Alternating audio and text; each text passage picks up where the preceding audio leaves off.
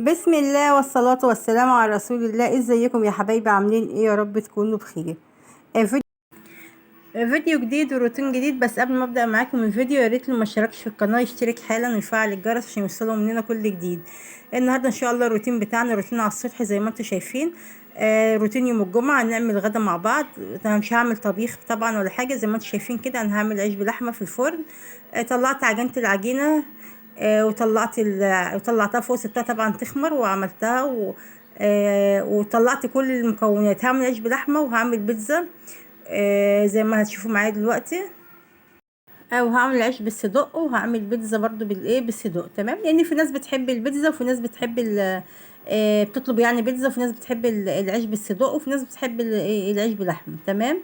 جبت اول حاجه طبعا العجينه. بص ما شاء الله خمرانه بما فيه الكفايه. بسم الله ما شاء الله، بصوا الجمال.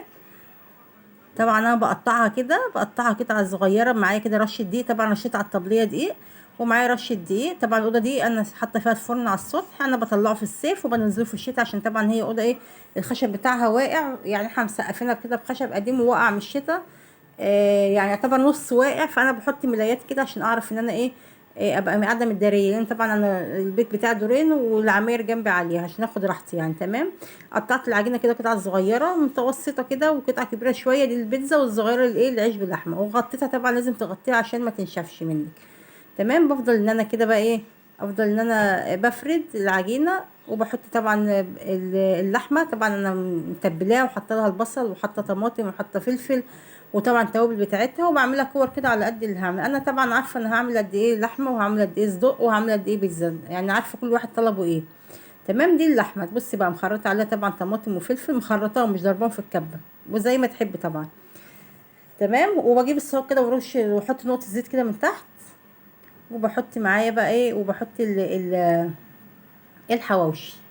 بمسك كده اول طبعا تاخدي اول قطعه عجينه ان انت حطيها، لازم تسيبها تريح شويه 10 دقايق ولا 5 دقايق كده. طبعا في الوقت ده ببقى حاطه مشغله الفرن. لازم الفرن بتاعك يبقى سخن، لازم الفرن يبقى سخن عشان يستوي معاك كويس وما ينشفش و... والعجينه تستوي معاك كويس وما يلزقش كمان من تحت. تمام. بدات كده ان انا بفرد كده قطعة قطعة. طبعا بعمل اول العيش بلحمة، وبعد كده بعمل صدوق، وكمان صدوق بقطع عليه برضو فلفل وطماطم. بيبقى له طعم حلو قوي. طبعا العجينة زي ما انت شفتها كانت حلوة قوي. انا كل ما عملته كان عندي شوية لبن رايب عجنته بيها، وطبعا رشة ملح ومعلقة سكر و...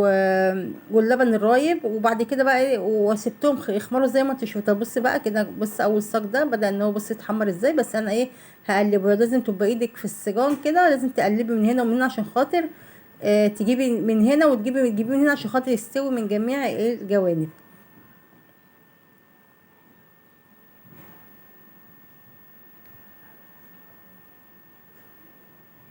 بص بقى الجمال زي ما هتشوفوا دلوقتي. ده الصاج التاني. طبعا الصاج ده معمول بالصدوق. ليه عرفت منين؟ بص بقى بحط في كل قطعة بحط على وش كل رغيف كده او نص رغيف، بحط قطعة فلفل بغرزها فيها. ليه؟ عشان خاطر اعرف ان ده بالصدوق. يعني طبعا انا مش لسه هفتح ولسه هقفل تاني ولسه هفتح كده، وتلاقي ممكن يبقى مش طلب واحد وممكن يسيبوا ما ياكلوهوش. تمام. انا كده عرفت اللي بصدق فيه فلفل، واللي من غير صدق ده العيش بلحمه. طبعا البيتزا بعملها في الاخر خالص. باجيب بقى، بص بقى بجيب كيسه معايا وتحطي فيها فوطه طبعا عشان تشرب العرق معاكي. وبحط، بص لو طلع معاكي ناشف ممكن ترشي بميه وتغطيه. وبص بقى غطيته بايه عشان تشرب العرق. ممكن ترشي ميه وتغطيه، ويعني رش حاجه بسيطه. وممكن تحطيه في كيسه زي ما انا حطيت كده وتسيبيه هو هيعرق. عايزه اقول لك ما بيكملش دقيقتين وبلاقيه والله بقى عامل زي الملبن. تمام كده بقى. كنت خلصت العيش باللحمه والعيش بالصدق. طبعا البيتزا بخليها في الاخر خالص. بفرد معايا قطعه العجينه. طبعا قطعه العجينه دي كبيره شويه، مش زي اللي هي العيش بلحمه، وتخينه شويه، ما برقهاش قوي زي العيش بلحمه. تمام. معاكي الصلصه كده، او انت بقى حابه تعملي الصلصه بقى تعمليها بالطماطم عندك. تمام. بس عايزه اقول لك ان الصلصه دي بتريح كتير، مريحه في ثواني والله. بس ما عندكيش ممكن بقى طماطمتين على على بصلايه على قرنين فلفل على فصين توم، وتسيبهم يغلوا على النار وتضربيهم طبعا، والتوابل بتاعتهم والملح، وتسيبهم يغلوا على النار لما يستووا خالص. وحاجه ضربهم في الخلاط ومصفيهم، تبقى معاكي احلى صلصه بيتزا. بس انا طالما عندي صلصه جاهزه الصراحه بستعملها. ما بعملش دي غير لما يكون ما عنديش. تمام كده بقى فردت العجينه وحطيته في الصاج وحطيت الطماطم والفلفل والصدوق بتاعي. طبعا لو عايزه تحطي على الوش جبنه موتزاريلا زي ما تحبي، انا عندي جبنه مثلث هحطها على الوش. هقطعها قطع صغيره كده، وان هي زي ما انتم شايفين هقطعها قطع صغيره كده وهي هتسيح مع النار. بصوا بقطعها كده بالسكينه كده، ما بتاخدش وقت خالص. كان حلو قوي. عايزه اقول لكم يعني الاولاد كلها بتحب الحاجات المعجنات والحاجات. بص بقى البيتزا وجمالها، بتحب المعجنات والحاجات اللي هي معجنات دي كلها، يمكن احسن من الطبيخ. يعني قلت لهم هطبخ لكم ولا اعمل لكم كده عيش بلحمه وبيتزا، تقول لك لا اعمل لنا عيش بلحمه وبيتزا. تمام هنا بقى كنت خلصت. حطيت اخر كان باقي صاجين او صاج تقريبا في الفرن. سيبته بقى قبل ما يستوي كده. قلت الم حواليه مطرح الاكل اللي انا عملته. مسحت الطبليه كده، دي بسيبها على طول على السطح. دي بعجن عليها يعني، ما بناكلش عليها وبعجن عليها. تمام لميت لميت كده كل الطبقه والحاجه بتاعتي. طبعا اللي بيطلع بيبص عليا بقول له خد معاك ايه حاجه وانت نازل. تمام لميت كده الفرشه اللي كنت قاعده عليها، كانت سجاده قديمه كده مشايه كنت قاعده عليها. وعيني برضو على اللي في الفرن، كان بقى زي بتاع مش عارفه صاج ولا اتنين مش فاكره. ده البيتزا برضو كان اخر حاجه. قلت بقى اكني قبل ما اكنس كده والم مطرحي يكون خلصت، يكون هي استوت عشان ننزل نتغدى. طبعا كمان هعمل معاكم هغسل. عايزه اقول لكم السجان دي اغسلها بالباور كده عشان تبقى تنضف معايا. عشان هي كانت مطرح طبعا السخونيه وفي حاجات لازقه يعني واقعه طبعا من الدهون بتاعت اللحمه وكده واقعه فلازقه في بتاع. فانا هنضفها معاكم بالباور. طبعا الملايتين حطاهم كده لان ايه الاولى دي زي ما قلت لكم في خشب واقع منها. فطبعا وفي جزء مش متسقف اصلا. فطبعا انا بداري بحط ملايات كده قبل ما اخلص، عشان انا طبعا زي ما قلت لكم ان انا البيت بتاعي واطي وحواليا بيتين كده عاليين، البيوت جنبي عاليه، فعشان ابقى قاعده ايه واخده راحتي.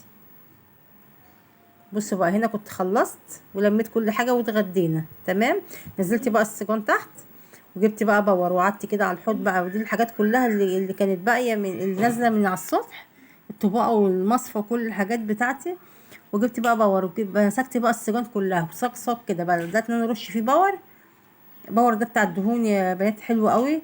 وهرشه وهسيبه على جنب عبل ما الباور كده ياكل في الصاج وياكل كده، يعني ياكل في الدهون اللي في الصاج وكده. اكون انا خلصت المواعين واروح جايه غسلاها.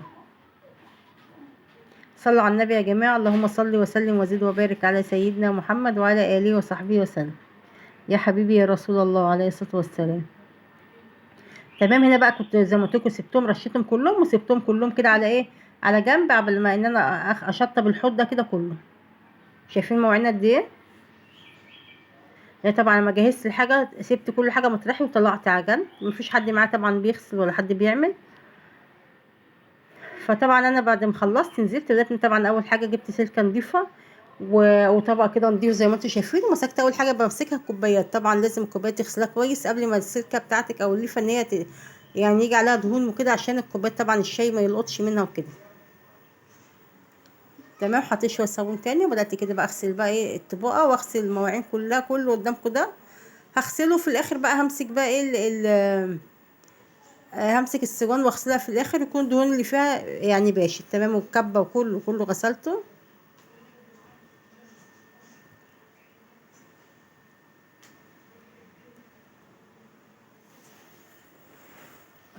لو انت بقى وصلتي معايا هنا بقى متنسيش في اللايك والاشتراك وتفعيل الجرس عشان يوصلك مننا كل جديد.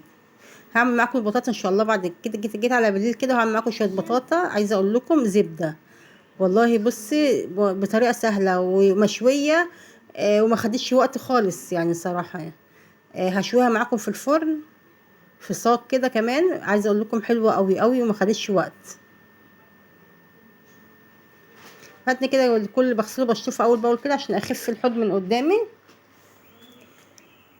هي كلها يعني مواعين نضيفه بس ما فيهاش يعني حاجه يعني. كلها المواعين كده زي ما انتم شايفين.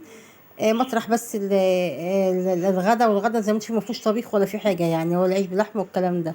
مطرح ما جهزت طبعا البصل والحاجات دي كلها. طبعا ما برضو مش اللي هي يعني دهون سهله يعني. ما فيش دهون قصدي فيها خالص.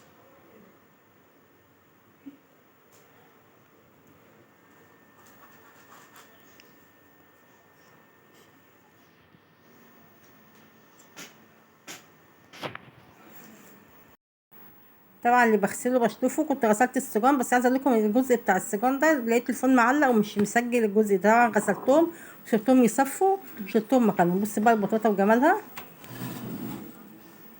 بصي اصلا البطاطا كمان بصي يعني ايه، مش من اللي هي الكبيره. يعني انت لو تعمليها كبيره غزغزيها بالسكينه كده واعمليها فتحات عشان تستوي معاكي. بصي كل اللي عملته انا جبت البطاطا دي زي ما انتم شايفين كده، هي وسط ورفيعه، ما خدتش معايا وقت خالص في النار.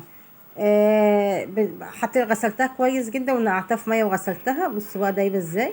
غسلتها وحطيتها في صاج وحطيتها على الشبكه، ولعت من تحت وسبتها مع نفسيها بقى تستوي. عايزه اقول لكم ما خدتش وقت وكانت تحفه وجميله والله وما خدتش وقت في السوا خالص. بصوا بقى طلعتها على البوتاجاز. طبعا ده كان بالليل بقى في التسالي، قلت اعمل كده، كان شويه شويه بطاطا وقلت اعملهم كده. عايزه اقول لكم كانت دايبه دوب وكانت حلوه والله، كانت جميله. بصوا بقى لونها كمان، بصوا طريه ازاي. وبألف هنا وشفا على اللي اكل. ويا رب يكون الفيديو عجبكم. ما تنسونيش بقى في اللايك والاشتراك وتفعيل الجرس عشان يوصلكم مننا كل جديد. والسلام عليكم ورحمة الله وبركاته، وانتظرونا في فيديو جديد ان شاء الله.